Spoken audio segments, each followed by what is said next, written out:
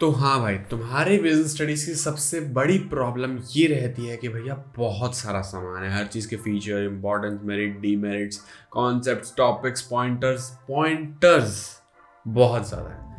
तो मैंने सोचा क्यों ना एक छोटी सी वीडियो बनाई जाए जहाँ मैं तुम्हें पूरे 6 यूनिट्स के पॉइंटर्स फटाफट से रिवाइज करवा दूँ। मैं यहाँ पे एक्सप्लेनेशन नहीं देने वाला।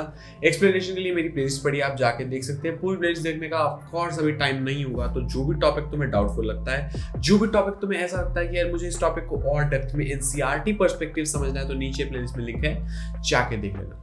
अब द थिंग इज कि इस वीडियो में हम यूनिट वाइज हर एक चीज को फटाफट से रिवाइज करने वाले, रिवाइज कह सकते हो, या फटाफट से पॉइंट्स को ब्रश अप करने वाले। लाइक हम ये देख सकते हैं कि हमें किस चैप्टर में क्या क्या करना है एंड किस चैप्टर में किस चीज के कितने कितने पॉइंट्स हैं। दैट्स इट, बस छोटी सी चीज है।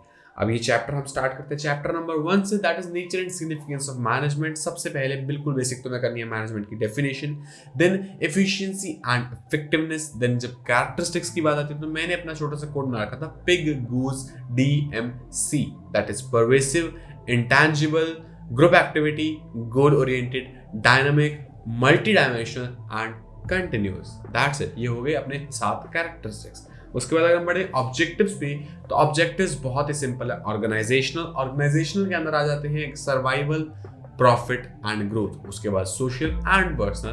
दैट्स। अगर हम इससे आगे बढ़े और बात करें इंपॉर्टेंस ऑफ मैनेजमेंट की, तो इसके बिल्कुल सीधे सीधे 5 पॉइंट्स हैं। Helps in achieving group goals, helps in development of society, helps in achieving personal objectives, helps in creating a dynamic organisation and at last आपकी ऑर्गेनाइजेशन की एफिशिएंसी को बढ़ाता है। दैट्स इट, छोटा सा पॉइंट था। बढ़ते हैं अगर हम थोड़ा सा और आगे, तो we have nature of management that considers art, science and profession. Art के अंदर बेसिक से 3 चीजें आती हैं, that is theoretical knowledge, personalised application and practice and creativity. 3 चीजें, थ्योरी होती है थोड़ी बहुत, उसको आप कैसे अप्लाई करते हो वो होता है, एंड तुम्हारी प्रैक्टिस कितनी है, क्रिएटिविटी कितनी है, उस पर डिपेंड करता है। उसके बाद अगर हम बढ़े साइंस पे, तो that is a systematised body of knowledge which carries principles based on experimentation and is valid universally.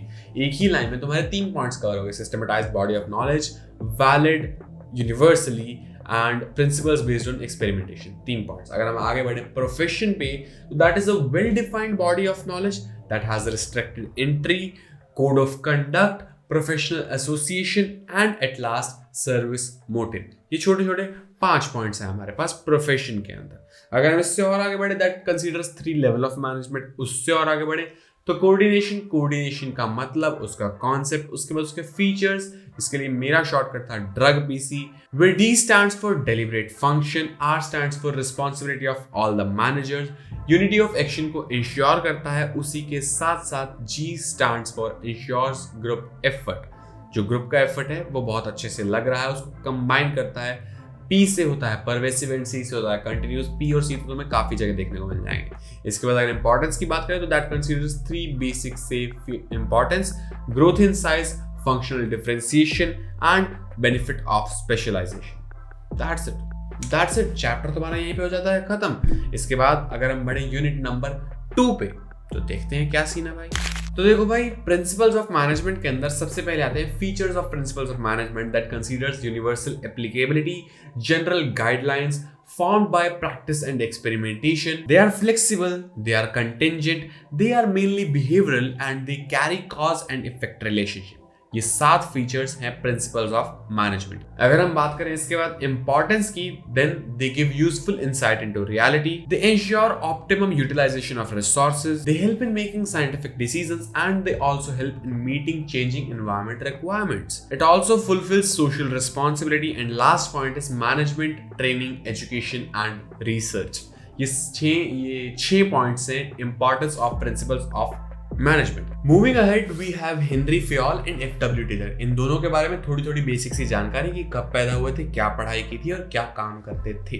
Then we have Henri Fayol के 14 प्रिंसिपल्स। सबसे पहला division of work, then authority and responsibility, discipline, unity of command, unity of direction, subordination of individual interest over general interest, remuneration of employees. Then we have scalar chain, then we have centralization and decentralization, then we have equity, then we have initiative, then we have order, then we have stability of personnel, and then at last we have spirit D corps.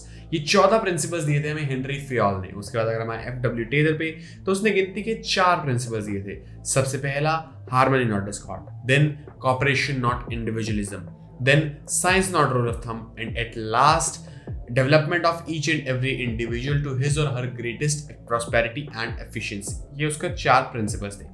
उसके बाद उसने कुछ techniques भी दी थी। Techniques में सबसे पहली technique थी फंक्शनल फोरमैनशिप, जहां पे 4 डिविजन बनते हैं, 4 अलग अलग चीजों के हेड बनाए जाते हैं, बिल्कुल शॉप फ्लोर लेवल पे। उसके बाद वी हैड वर्क स्टडी, जिसके आगे 4 फर्दर टाइप थे, time study, motion study, method study and fatigue study. उसके बाद we had standardisation and simplification, and then at last we had differential piece wage rate system. बस that's it, your chapter ends here. और कुछ नहीं था इस chapter में। तुम्हारे जो लास्ट में फ्योल और टेलर का कंपैरिजन था, वो इस साल टर्म 1 के एग्जाम्स के लिए कट है, वो तो मैं नहीं पढ़ना, ठीक है, तुम्हारी टेंशन खत्म। इसके बाद अगर हम बढ़े बिजनेस एनवायरनमेंट पे, तो बिजनेस एनवायरनमेंट का मतलब तुम्हें जानना है, ठीक है। उसके बाद उसके फीचर्स जानने हैं। फीचर्स के लिए कोड था डिस्ट्रक्ट, डी से डायनामिक, आई से इंटर रिलेटेड, एस से specific and general forces, T से totality of external forces, U से अनसर्टेनिटी, आर से रिलेटिविटी एंड सी से कॉम्प्लेक्सिटी। ये हो गए 7 features of business environment. Then if we move to importance of business environment, तो सबसे पहली आती है फर्स्ट मूवर एडवांटेज, देन आती है अर्ली वार्निंग सिग्नल, देन आती है helps in coping up with rapid changes, then helps tapping useful resources, then it assist in planning and policy formulation, and at last it also improves the performance of the firm. That's it, importance भी होगी खत्म।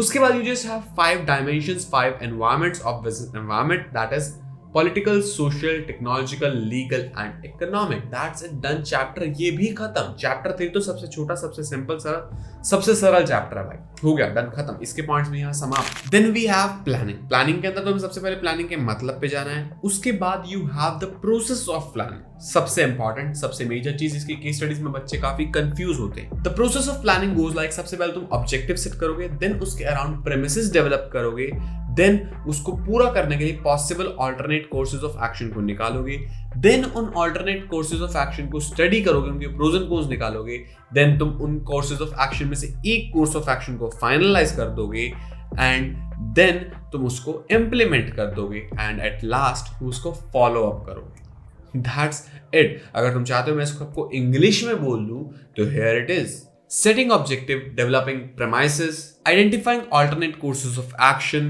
evaluating alternate courses of action, selecting an alternative, implementing the plan, and follow-up action.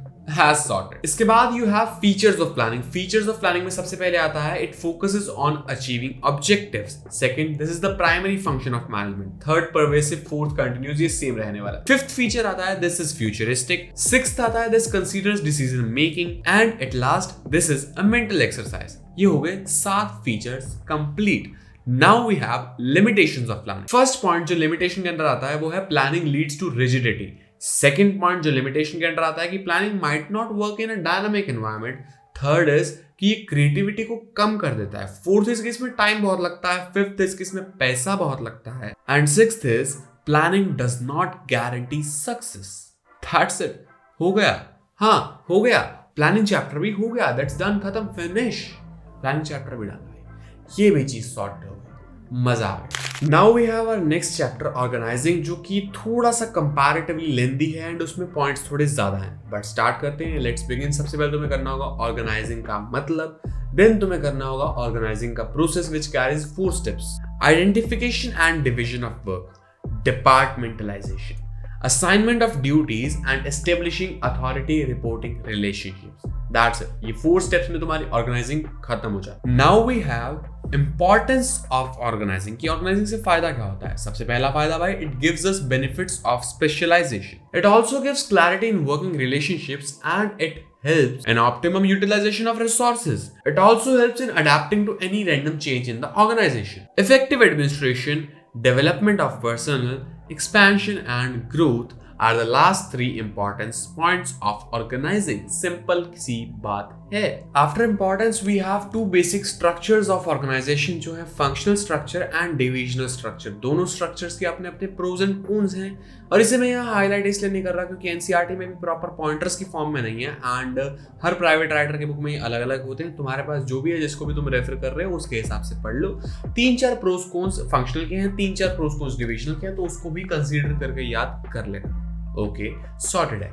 आगे बढ़ते हैं तो आती हैं दो चीजें, डेलीगेशन एंड डिसेंट्रलाइजेशन। डेलीगेशन के सबसे पहले 3 major elements, that is authority, responsibility and accountability. फिर आती है उसकी 6 बढ़िया इंपॉर्टेंस।